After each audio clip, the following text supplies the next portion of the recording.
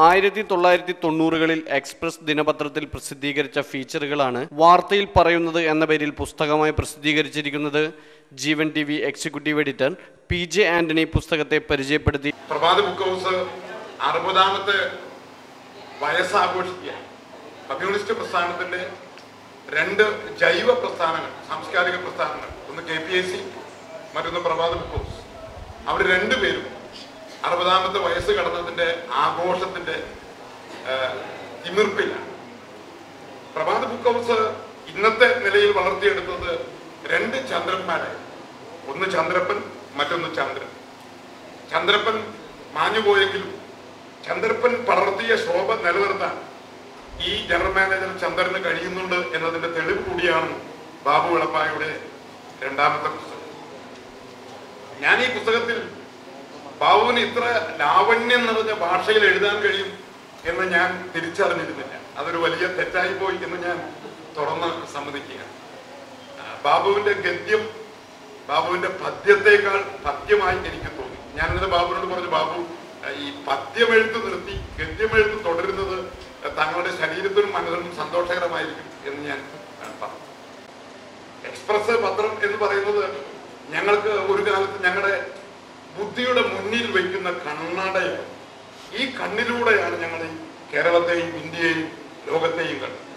ഞങ്ങൾ വിദ്യാർത്ഥികളായിരിക്കുമ്പോൾ മരണം മാറ്റണം, മാറ്റി മറിക്കണം, നാറിപ്പൊഴുത്തൊരി, നാടിൻ വ്യവസ്ഥിതി എന്ന് മുദ്രാവാക്യം എഴുതുമ്പോഴൊക്കെ ഞങ്ങളുടെ പ്രചോദനം ഈ പത്രമായിരുന്നു. ഞാൻ ഈ നീലൻ എന്ന പേര് കേട്ടപ്പോൾ ഒരിക്കൽ എന്റെ അപ്പനോട് ചോദിച്ചു, ഇയാൾക്ക് ചോപ്പൻ എന്നല്ലേ പേരിടുന്നത്, എന്തിനാണ് ഇദ്ദേഹത്തിന് നീലൻ എന്ന പേര് കൊടുത്തത് എന്ന് ചോദിച്ചു. അപ്പൊ പുള്ളിക്കാരന് വെറുതെ ചിരിച്ച് ആ കമന്റ് പാസ്സാക്കി.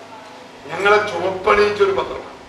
ഞങ്ങളുടെ ബുദ്ധിയുടെ ഓരോ കോശങ്ങളുടെയും ഉള്ളിൽ മനുഷ്യ സ്നേഹത്തിന്റെ നല്ല വിത്തുകൾ പാകിയ ഒരു പത്രമാണ്. ഒരു മനുഷ്യ സ്നേഹി എന്ന് ഞങ്ങളോട് ദിവസവും സംസാരിക്കുന്നത് പോലെയായിരുന്നു ഞങ്ങൾക്ക് എക്സ്പ്രസ്. ആ കാലമൊക്കെ പോയി. 2002 സെപ്റ്റംബർ മാസത്തിൽ ഞങ്ങളുടെ ബുദ്ധിക്കും ഞങ്ങളുടെ മനസ്സിനും ഞങ്ങളുടെ ചിന്തകൾക്കും ഒക്കെ സ്തംഭനം ഉണ്ടാക്കിക്കൊണ്ട് ആ പത്രം കാലത്തിൽ എവിടേക്കോ മാഞ്ഞുപോയി എന്നോർക്കുമ്പോൾ വലിയ വേദന തോന്നുന്നു. ഒരു വാക്ക് കൂടി ഈ പുസ്തകത്തെ പറഞ്ഞു നിർത്തുകയാണ്.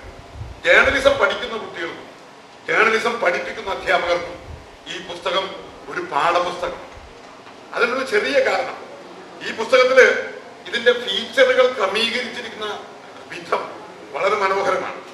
ആദ്യത്തെ 4 ഫീച്ചറുകൾ സീസണൽ ഫീച്ചേഴ്സാണ്. മഴ വരുമ്പോൾ ആ മഴയെ എങ്ങനെ സ്വീകരിക്കും, സ്കൂൾ തുറക്കുമ്പോൾ ആ സ്കൂൾ കാലഘട്ടത്തെ എങ്ങനെ ഓർത്തെടുക്കും. രണ്ടാമത്തെ ഭാഗം എന്ന് പറയുന്നത് വ്യക്തികളെ കുറിച്ചാണ്. ഞാൻ ഒരു വ്യക്തിയെ കുറിച്ച് പറഞ്ഞ് അവസാനിപ്പിക്കും. ജോസേട്ടനും രാജചേച്ചിയും അവിടെ ഉള്ളത് കൊണ്ട് ഇനി അവരെ കുറിച്ച് പറയണ്ട. ആത്മഹത്യ ചെയ്തു പോയ ഒരു നാടകകൃത്തുണ്ട് നമ്മുടെ നാട്ടിൽ. ചിന്നത്തെന്നാണ് അദ്ദേഹത്തിന്റെ പേര്. അദ്ദേഹം ഒരു ആണിക്കമ്പനി തൊഴിലാളിയാണ്.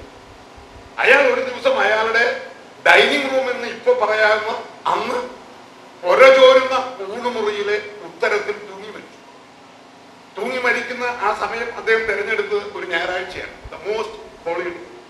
അദ്ദേഹത്തിന്റെ ഭാര്യ ആനി, അദ്ദേഹത്തിന്റെ 2 മക്കൾ, അവരെ 2 പേരെയും 3 പേരെയും ഒരുമിച്ച് പള്ളിയിലേക്ക് വിട്ടു. അവര് പള്ളിയിൽ വിശുദ്ധ കുർബാന കൈക്കൊള്ളുന്ന സമയത്ത് രാജൻ ചിങ്ങത്ത് ഉത്തരത്തിന്മേൽ തൂങ്ങി മരിച്ചു. രാജൻ ചിങ്ങത്ത് ഉത്തരത്തിന്മേൽ തൂങ്ങി മരിച്ചാൽ അന്ന് എങ്ങനെയാണെന്ന് അറിഞ്ഞുകൂടാ. ഞങ്ങള് തെമ്മാടിക്കുഴിയിലാണ് സംസ്കരിക്കുന്നത്. അതായത് മരണത്തിന് ശേഷവും ഞങ്ങൾ ആ കുടുംബത്തെ അപമാനിച്ചു. തെമ്മാടിക്കുഴിയിൽ സംസ്കരിക്കുമ്പോൾ അച്ഛനുണ്ടാകില്ല, കൊട്ടതോരണങ്ങൾ ഉണ്ടാകില്ല, മണിയടി ഉണ്ടാകില്ല. ഡെഡ് ബോഡി വലിച്ചെറിയ എന്നൊക്കെ പറയുന്നത് പോലെ ഞങ്ങൾ വലിച്ചെറിഞ്ഞു പോയി. അങ്ങനെ സ്വർഗത്തിൽ പോലും ഇടം കിട്ടില്ല എന്ന് ഒരുപക്ഷെ വളരെ യാഥാസ്ഥികതമായ ആളുകളൊക്കെ ചിന്തിക്കുന്ന കാലഘട്ടത്തിൽ രാജൻ ചിങ്ങത്ത് മരിച്ചു. രാജൻ ചിങ്ങത്തും ബാബു തമ്മിലുള്ള ബന്ധം, അദ്ദേഹം എഴുതിയ ഒരു നാടകം ബാബു കളിച്ചു. ആ നാടകത്തിലെ ഒരു കഥാപാത്രം, പൈലി എന്നാണ് ആ കഥാപാത്രം. ആ കഥാപാത്രത്തിന്റെ വേഷമിട്ട് ബാബു നാടകം കളിച്ചു എന്നല്ലാതെ ഒരു ബന്ധവും ബാബുവും അദ്ദേഹവും തമ്മിലുണ്ട്. പക്ഷെ അദ്ദേഹത്തിന്റെ മരണം ബാബു റിപ്പോർട്ട് ചെയ്തിട്ട് അവസാനിപ്പിക്കുന്നത് ഇങ്ങനെയാണ്: കാലത്തിന്റെ ചില്ലകളെ നഗ്നമാക്കി അവസാന പച്ചയിൽ പൊഴിയുന്ന അന്ത്യവിധിയിൽ, അല്ലയോ എഴുത്തുകാര, നമുക്ക് നേരിൽ കാണാമായിരിക്കും. ആത്മഹത്യ ചെയ്ത് തെമ്മാടിക്കുഴിയിലേക്ക് പോയവൻ യേശുക്രിസ്തു വീണ്ടും വരുമ്പോൾ ഉയർത്തെഴുന്നേറ്റിട്ട് കർത്താവിന്റെ വലതുഭാഗത്ത് നിൽക്കും എന്നൊരു തിയോളജി ഉണ്ടല്ലോ. സാമ്പ്രദായികമായ തത്വശാസ്ത്രങ്ങളോടും ദൈവശാസ്ത്രങ്ങളോടും കലഹിക്കുന്ന ഒരു പ്രവാചകന്റെ മനസ്സ് എക്സ്പ്രസിൽ ഇരുന്നു കൊണ്ട് ബാബു നേടിയെടുത്തു എന്ന് ഇന്ന് വായിക്കുമ്പോൾ എനിക്ക് തോന്നി. അതാണ് മനുഷ്യനെ സ്നേഹിക്കുന്ന മനുഷ്യാഭിമുള്ള ദൈവശാസ്ത്രത്തിന്റെയും തത്വശാസ്ത്രത്തിന്റെയും ഒക്കെ നിലപാട്. തൂങ്ങിച്ചത്തവനെ ദൈവത്തിന്റെ വലതുഭാഗത്ത് കാണാൻ എനിക്ക് അവസരമുണ്ടാക്കി തരും ദൈവം എന്ന് കരുതുന്ന ഒരു നല്ല ദൈവത്തെയും ഒരു നല്ല മനുഷ്യനെയും കുറിച്ചുള്ള സ്വപ്നങ്ങളുണ്ട് ബാബുവിന്റെ ചിന്തിക്കുന്നത്.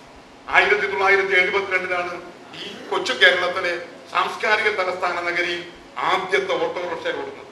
ആ ഓട്ടോറിക്ഷയുടെ പിൻഭാഗത്ത് എഴുതിയ ഒരു തലവാചകം അന്ന് എക്സ്പ്രസിന്റെ ബാബുവിന്റെ വലിയ റിപ്പോർട്ടായിരുന്നു. ഇത് എന്റെ ഓട്ടോറിക്ഷയാണ്, ഞാൻ സ്റ്റാഫ് ട്യൂട്ടോറിയലിന്റെ ഉടമസ്ഥനാണ്.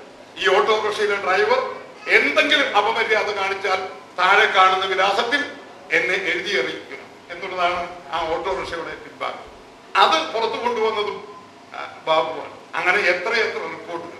ലാത്തൂരിനെ കുറിച്ചുള്ള ബാബുവിന്റെ പരമ്പര അവസാനിക്കുന്നത് ഡിസാസ്റ്റർ മാനേജ്മെന്റിനെ കുറിച്ച് അന്നൊരു പക്ഷേ ഇന്ത്യൻ ശാസ്ത്രജ്ഞന്മാർ പോലും ചിന്തിക്കാത്ത അവസരത്തിൽ ഡിസാസ്റ്റർ മാനേജ്മെന്റിനെ കുറിച്ച് ഈ മുന്നറിയിപ്പുകൾ സൂക്ഷിക്കുക എന്നുള്ള 5ാമത്തെ പ്രഭാഷണം അദ്ദേഹത്തിന്റെ പരമ്പര അവസാനിക്കുന്നത് ഡിസാസ്റ്റർ മാനേജ്മെന്റിനെ കുറിച്ചുള്ള വേഗത കൊണ്ട ഒരു ഉത്കണ്ഠയോടുകൂടിയാണ്. ഞാൻ നിർത്തുകയാണ്.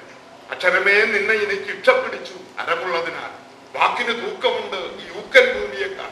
കുഞ്ഞുണ്ണി മാസ്റ്റർ അറിഞ്ഞും അറിയാതെയും എഴുതി വെച്ചു പോയ ആ വരികൾ നമ്മൾ കൂട്ടി യോജിപ്പിക്കും. എക്സ്പ്രസിനെ കുറിച്ച് ആലോചിക്കുമ്പോൾ അതിൽ ജോലി ചെയ്ത നീലൻ, അതിൽ ജോലി ചെയ്ത രാധാകൃഷ്ണൻ, അതിൽ ജോലി ചെയ്ത ബാലകൃഷ്ണൻ, അങ്ങനെ എത്രയെത്ര പേർ. കണ്ണനായ്ക്കൽ കാണുന്നില്ല. പിന്നെ ഞങ്ങളുടെ മുൻ മേയർ എന്റെ സുഹൃത്തു കൂടിയായ ശ്രീമാൻ രാധാകൃഷ്ണൻ, അങ്ങനെ എത്രയെത്ര പേരുകളാണ്. ഓ പ്രിയരെ, നിങ്ങൾ അണിയിച്ചു തന്ന ചുവപ്പിന്റെ കണ്ണാടി വെച്ചുകൊണ്ട് ലോകത്തിലെ പാവപ്പെട്ടവന്റെ മുഖത്തേക്ക് നോക്കിയ അനേക ലക്ഷം ആളുകൾ ഏറ്റവും എളിയവനാണ്. എനിക്ക് ആ വലിയ ചുവപ്പിന്റെ കണ്ണാടി തന്ന എക്സ്പ്രസിൽ, ആ എക്സ്പ്രസിൽ പ്രവർത്തിച്ചവർക്കും ഏതെങ്കിലും ഒരു ജീവിത വേളയിൽ നന്ദി പറയാൻ കഴിയുമെന്ന് ചിത്രത്തിൽ പോലും ഞാൻ വിചാരിക്കുന്നുണ്ട്. ബാബു എനിക്ക് അങ്ങനെ ഒരു അവസരം തന്നു. ദൈവത്തിന്റെ കൃപയാൽ ആ നന്ദി എക്സ്പ്രസിന് സമർപ്പിച്ചുകൊണ്ട് ബാബു വാർത്തയിൽ ഇനിയും ബാബു പറയണം. ബാബു ഒരു വലിയ പ്രസ്ഥാനത്തിന്റെ സീനിയർ എഡിറ്ററാണ്. കേരളത്തിലെ അറിയപ്പെടുന്ന മുതിർന്ന പത്രപ്രവർത്തകനാണ്. അദ്ദേഹത്തെ ആദരിക്കാൻ, അദ്ദേഹത്തെ സ്നേഹിക്കാൻ, അദ്ദേഹത്തോട് അടുത്ത് പ്രവർത്തിക്കാനും ഒക്കെയുള്ള ഒരു സൗഭാഗ്യം കിട്ടിയ ഒരു പാവം എക്സിക്യൂട്ടീവ് എഡിറ്ററാണ് ഞാൻ. അതും എൻ്റെ ഒരു സൗഭാഗ്യമാണ്. എത്രയെത്ര സൗഭാഗ്യങ്ങളാണ് മനസ്സറിയാതെ ജീവിതത്തിലേക്ക് ദൈവം കൊണ്ടുവരുന്നത്. എല്ലാ സൗഭാഗ്യങ്ങൾക്കും നന്ദി പറഞ്ഞുകൊണ്ട് ചന്ദ്രനെ നിങ്ങളൊന്ന് സഹായിക്കണം. 90 രൂപയാണ് ഈ പുസ്തകത്തിന് വില. ആ 90 രൂപയുടെ പുസ്തകം ഒരുപക്ഷെ ചന്ദ്രൻ എന്തെങ്കിലും ഓഫർ തരുമായിരുന്നു. പക്ഷെ നിങ്ങൾ ആ പുസ്തകം വാങ്ങണം. അങ്ങനെ ചന്ദ്രനെ പോലെയുള്ള ആളുകളെ, ചന്ദ്രപ്പന്റെ ശോഭ ഇപ്പോഴും കാത്തു സൂക്ഷിക്കാൻ ഈ ബുദ്ധിജീവി പ്രസ്ഥാനത്തിനകത്ത് ചന്ദ്രനെ പോലെയുള്ള ആരോപണങ്ങളുണ്ട് എന്ന അഭിമാനത്തോടെ കേരളത്തിന് മുന്നോട്ട് പോകാൻ പ്രസാദിന്റെ പുസ്തകങ്ങളും ചന്ദ്രപ്പന്റെ പിൻഗാമികളായ ആളുകൾ പ്രസാദനം ചെയ്യുന്ന പുസ്തകങ്ങളും നിങ്ങൾ വാങ്ങണം. ബാബു വിളപ്പായിക്ക് ഇങ്ങനൊരു അവസരം തന്നതിന് ഒരിക്കൽ കൂടി നന്ദി പറഞ്ഞുകൊണ്ട് കൃത്യം 12 മണിക്ക് നമ്മുടെ ബഹുമാനപ്പെട്ട മന്ത്രിക്ക് ഒരു ചടങ്ങിൽ പ്രസംഗിക്കാനുള്ളത് കൊണ്ടാണ് ഇപ്പൊ എല്ലാം പൂർണ്ണമായി സുനിൽകുമാർ കൂടി എത്തിയപ്പോ സദസ്സിന് ഒരു ശോഭ കുറച്ചുകൂടി കൂടുകയാണ്. നിങ്ങളുടെ എല്ലാവരുടെയും നാമത്തിൽ ഈ പുസ്തകത്തെ നിങ്ങളുടെ നല്ല മനസ്സിന്റെ മുമ്പിൽ സമർപ്പിച്ചുകൊണ്ട് എന്റെ വാക്കുകൾ ഉപസംഹരിക്കുന്നു.